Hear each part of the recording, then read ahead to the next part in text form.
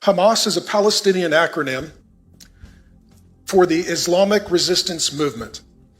It is also an Arabic word that means zeal, Hamas. All of the headlines now, Hamas. Hamas is also a Hebrew word in the Bible. It appears here in Genesis 6:11, in the days of Noah. Now the earth was corrupt in God's sight, and the earth was filled with violence. Hamas. Hamas is the Hebrew word for violent evil.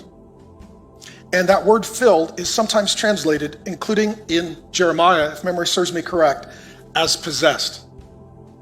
The whole world was possessed by the spirit of Hamas. It's demonic possession globally. Demonic possession is the counterfeit of being filled with the Spirit. Hamas is a spirit. Hamas is a demonic spirit of violence that is antichrist. And it is intentionally motivated to attack and destroy the Abrahamic covenant, take the land and the lineage, and redefine who the Lord is. I'm telling you that Hamas is a demonic spirit that has been at work since the days of Noah. What did God do to everyone who had the spirit of Hamas in the days of Noah? He flooded the earth and destroyed them. The spirit of Hamas that possessed all people caused them to be destroyed, and the only people who survived and lived were not filled with the Hamas spirit, but the Holy Spirit. Hamas is a word that is used to refer to, and all of this is in my notes, the Chaldeans and the Babylonians in Jeremiah 31:5, the Shechemites in Judges 9:34, and the Egyptians in Joel 3:19. Not only were people filled with the spirit of Hamas in the days of Noah, also they were filled with the spirit of Hamas in the Chaldean Empire, the Babylonian Empire, the Shechemite Empire, and the Egyptian Empire.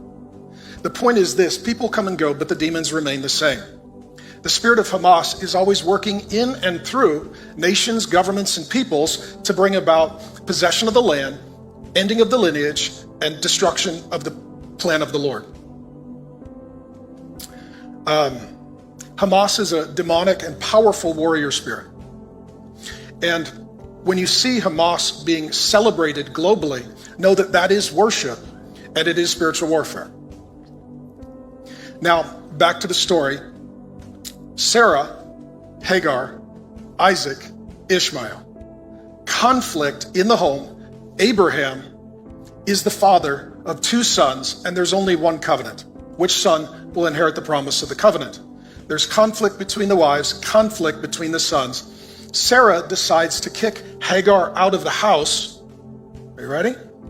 Genesis 16. Sarah said to Abraham, "May the wrong, Hamas, done to me be on you. I gave my servant Hagar to your embrace, and when she saw that she had conceived Ishmael, she looked at me with contempt. May the Lord judge between you and me." Now, Sarah invited Hagar into the home, and it was her idea for her husband to marry this Egyptian woman. And when Hagar moved into the home, Sarah told her husband, "We need to cast out." You know what you do with a demon? You cast it out. Sarah went to her husband and said, "We need to cast out that woman because she has brought Hamas into our home." The spirit of Hamas came with Hagar. It's a demonic spirit. The Hamas spirit that was in the days of Noah came into Abraham's house with Hagar. And the conflict was between the Holy Spirit and the Hamas spirit. Therefore, Abraham had to choose between the Hamas spirit and the Holy Spirit in his household.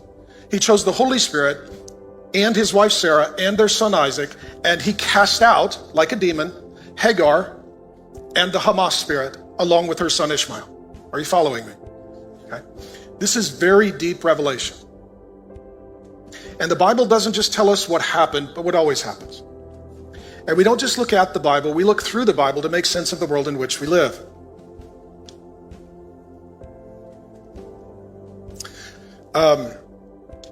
The battle in Abraham's home is the battle in Abraham's homeland today.